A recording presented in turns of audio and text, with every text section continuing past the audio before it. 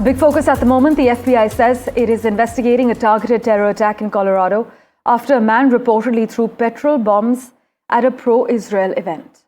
The FBI boss, Kash Patel, has said that agents were on the scene and working with local law enforcement in Boulder. But witnesses have told US media that the attacker threw Molotov cocktails at people doing a walk to remember Israeli hostages in Gaza. I can inform you at the moment that a male suspect is in custody. Local police say there were multiple victims and a large part of the downtown area around Pearl Street has now been cordoned off. You must note that Boulder's police chief, meanwhile, has said it was too early to call this a terror attack. However, Colorado's governor did use those words. We have a reaction from the Boulder police lined up for you. Listen in. The initial response by our officers, we were on scene very quickly. When we arrived, we encountered multiple victims that were injured with injuries consistent with burns and other injuries. While our officers and paramedics and fire department personnel got those victims quickly to the hospital, our officers were pointed out, a suspect was pointed out to our officers on the scene. Our officers immediately encountered that suspect who was taken into custody without incident. My colleague Mohammed Ghazali has been tracking the latest details for us. He joins us live at the moment. Ghazali, as we've discussed, it's a stark revelation that the fact that this is a repeated situation coming up in the US, a man now setting people on fire in Colorado? Yeah, a highly condemnable incident, and even the United States president has been briefed about the incident, and this was particularly Jewish protesters who had gathered for peacefully protesting and demanding Hamas to release the Israeli hostages who have been held captive for more than a year and a half. And that is when this particular accused, who started shouting "Free Palestine" as per the eyewitnesses, he started throwing the petrol bombs towards the protesters, leading to the injuries to 6 to 7 people, some of them moderately injured and some of them are seriously injured over there. As of now, the identity of the victim has not been officially confirmed, but reports and people close to those who are close to the administration claim that perhaps he is an Arab from Egypt or Kuwait who entered into the United States a couple of years ago on some other kind of visa, which doesn't allow you to permanently settle in the US. And the chance for bringing more stricter laws for immigrants is growing louder among those people who are close to administration after reports surfaced that this particular accused is an immigrant. But that is not officially confirmed, but highly condemnable incident considering the fact that just a couple of weeks ago we had 2 diplomats who were killed outside US Embassy. Ghazali, as always, thanks so much for joining us with the latest on what's happening in the US. As Ghazali is mentioning, the identity of the victim hasn't been officially confirmed yet, but we'll of course track the latest details for you. With that, let's turn our attention to the other big story we're tracking. A Ukrainian drone attack destroyed more than 40 Russian planes deep inside the country's territory.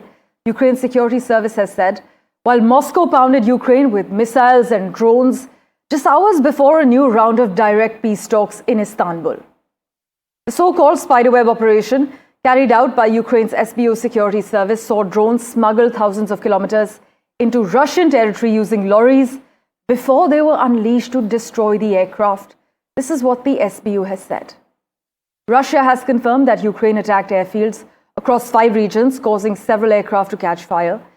Dasha Chernyshova has the latest for us from Moscow, but before that, listen in to what Mr. Zelensky has to say. Щойно була доповідь голови Служби безпеки України Василя Малюка. Блискуча операція проведена. На території ворога виключно проти військових цілей, проти саме тієї техніки, яка використовувалась в ударах проти України. Дуже відчутні втрати Росії і абсолютно справедливі, заслужені їхні втрати. Дякую Службі безпеки, особисто генералу Малюку, також всім, хто був задіяний в операції.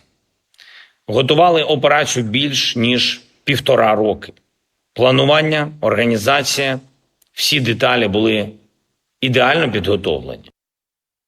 A day ahead of the second round of direct talks between Moscow and Kyiv and Istanbul, two Russian regions came under a major drone attack. The governor of a Siberian city of Irkutsk confirmed that remote piloted aircraft attacked a military unit.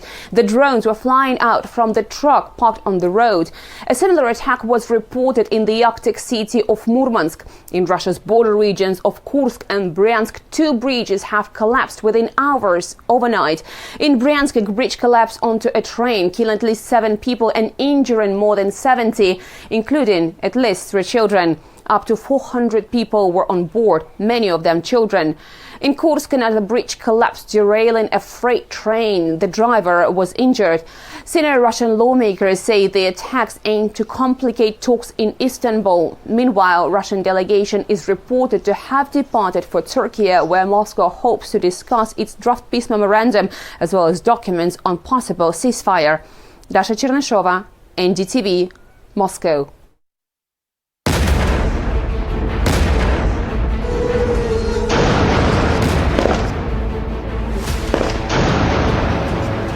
Staggering footage from a Ukrainian drone of an airbase under attack in Belaya in the Irkutsk region of Russia. Belaya lies a whopping 4,300 kilometers east of the Ukraine-Russia front line. This footage, though, of another attack is the clearest of the damage on the ground.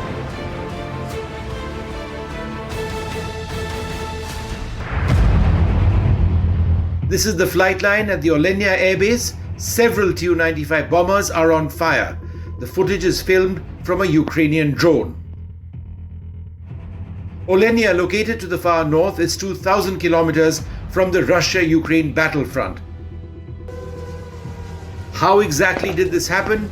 These pictures provide a clue. Ukraine Security Service conducted the operations called Spiderweb after more than a year of planning them. Drones were smuggled into Russia. These were hidden in mobile wooden sheds which were placed on cargo trucks. This video shows what happened at the chosen time. The roofs opened remotely, the drones flew off, targeting military airfields and aircraft. Ukraine claims that this attack, one among several on Russian air bases today, has resulted in 40 Russian aircraft being destroyed on the ground.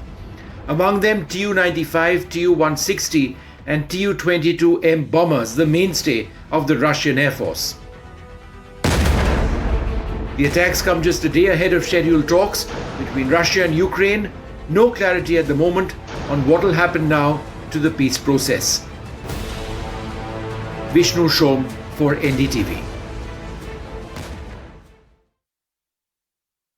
Well, this massive Ukrainian drone strike on parked Russian jets, many say has offered a glimpse into the future of war. But Sunday's audacious operation took more than a year to plan. This is what the Financial Times is reporting, and hit more than 40 aircraft at 4 fields deep inside Russia.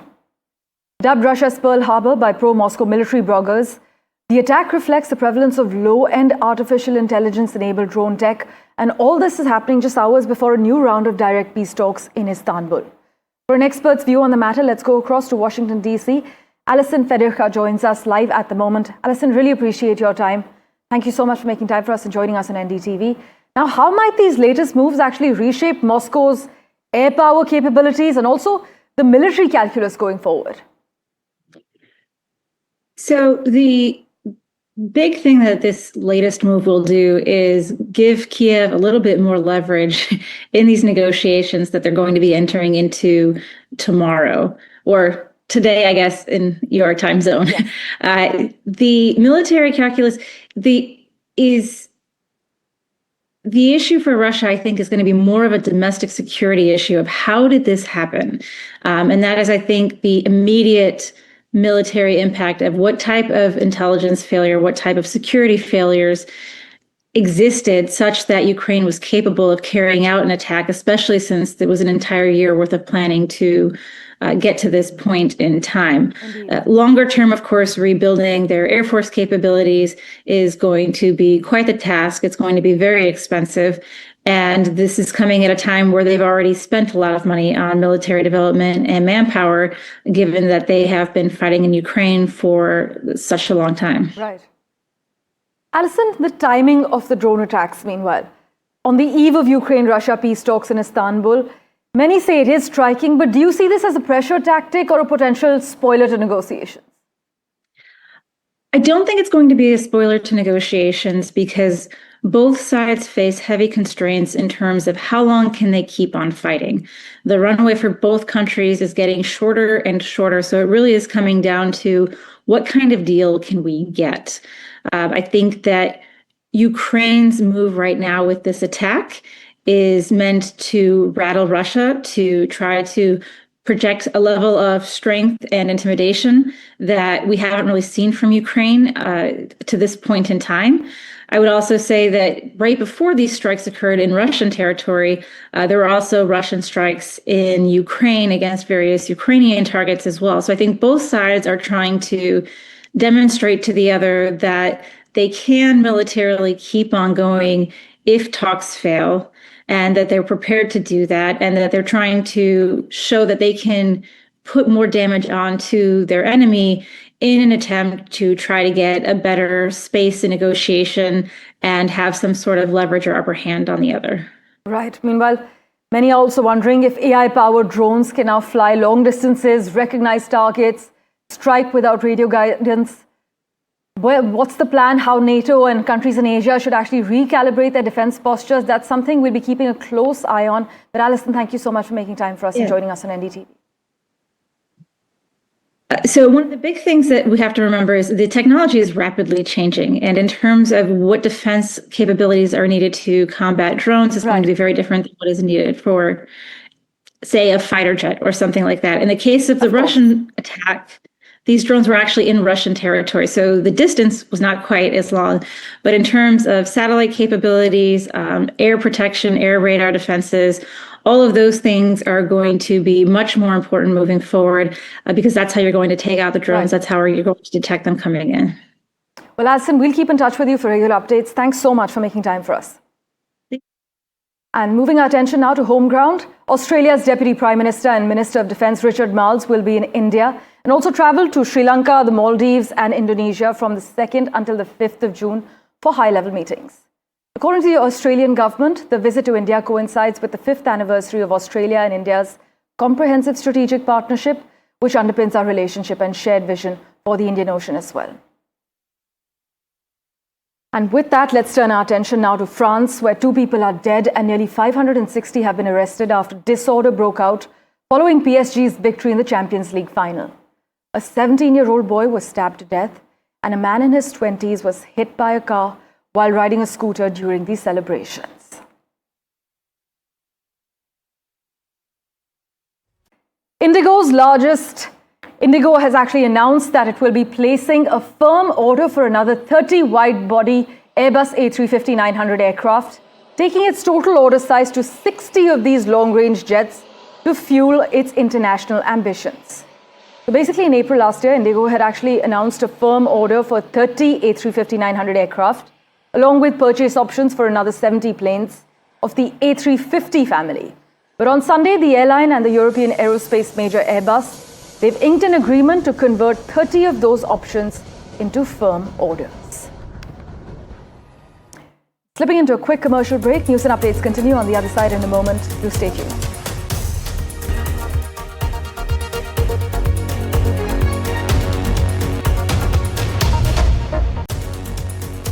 Back, let's take you to Canada now, where more than 25,000 residents in 3 provinces have been evacuated as dozens of wildfires remain active and affect the air quality in parts of Canada and also the US. According to officials in some parts of the US, the air quality reached unhealthy levels on Sunday. But Maha Siddiqui has been tracking the latest as far as Canada is concerned. She joins us live at the moment. Maha, take us through the worst impacted areas, also the latest forecast.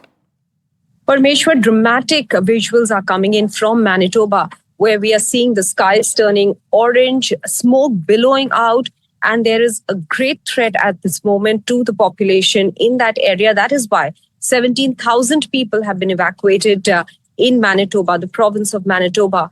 What is a big concern and worry at the moment is that the wildfires that are raging in one particular area in Manitoba are very close to the capital of the province, which is Winnipeg. And that remains a cause of concern, because if the wildfires spread as they are at the moment, then they could be very close to the urban infrastructure, which is definitely a matter of great concern for Manitoba. The plumes of smoke that we have been seeing billowing out and the pictures that are coming in, which are extremely dramatic and worrying, the pollution there is drifting now across the border to the US, also to the states that are just down south of Manitoba. In North Dakota, we have seen the pollution levels go up as well. Of course, the other neighboring states or neighboring provinces in Canada are also witnessing similar situation of pollution because of the wildfires. But at the moment, the concern is about the population, that they should be moved to places that are safe. And that is why we have seen this large-scale evacuation of 17,000 people. Maha, as always, thank you so much for joining us with the lowdown. Do stay safe. We will revert to you for regular updates.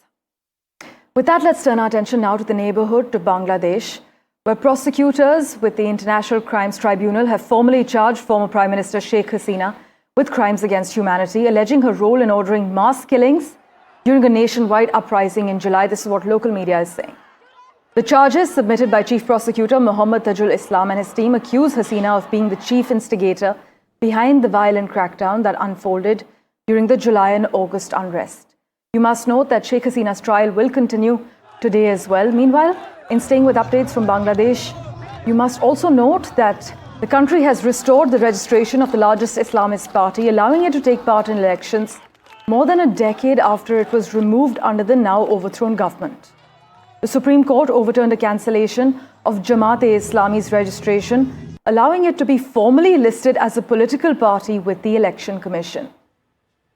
For all that's happening in Bangladesh, let's go across to my colleague Saurabh Gupta, who's been tracking all the finer developments. Saurabh, as far as the latest decision on Sheikh Hasina is concerned, we're given to understand that the trial continues today as well. And meanwhile, the decision on the country's largest Muslim party has now paved the way for them to participate in the next general election.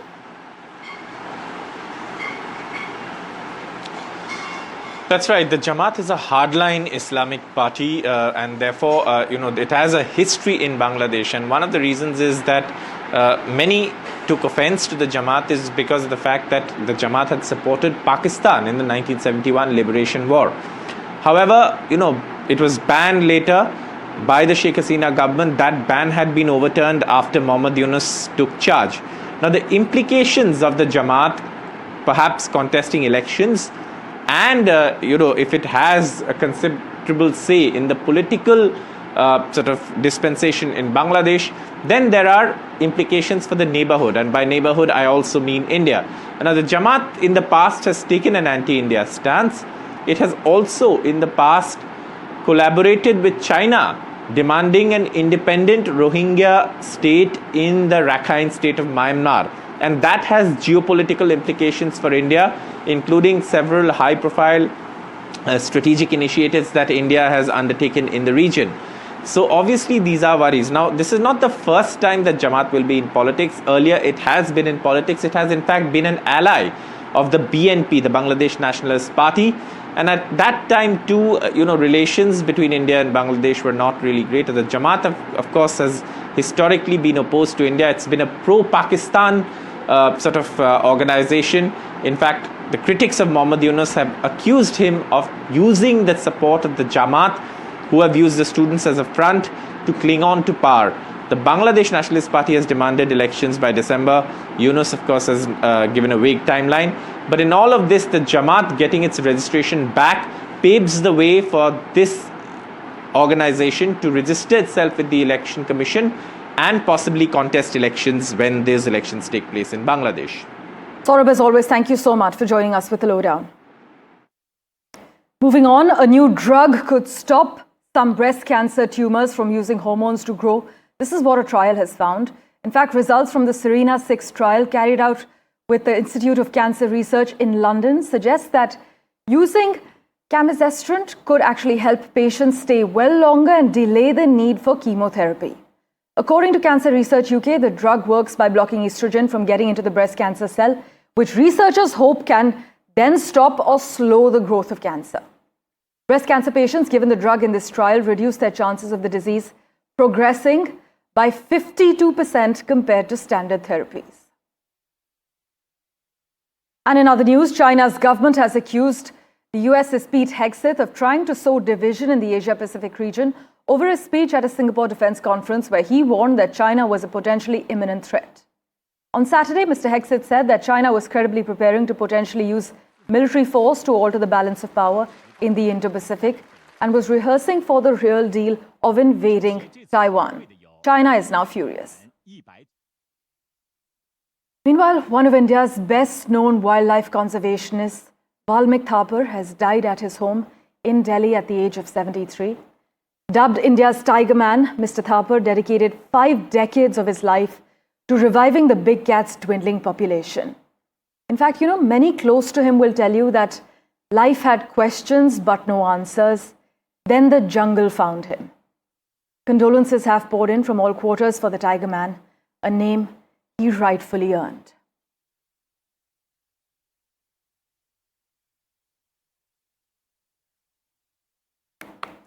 Thank you, as always, for investing your time and watching this edition of The World 24/7. We'll keep tracking the latest updates for you. Do stay tuned.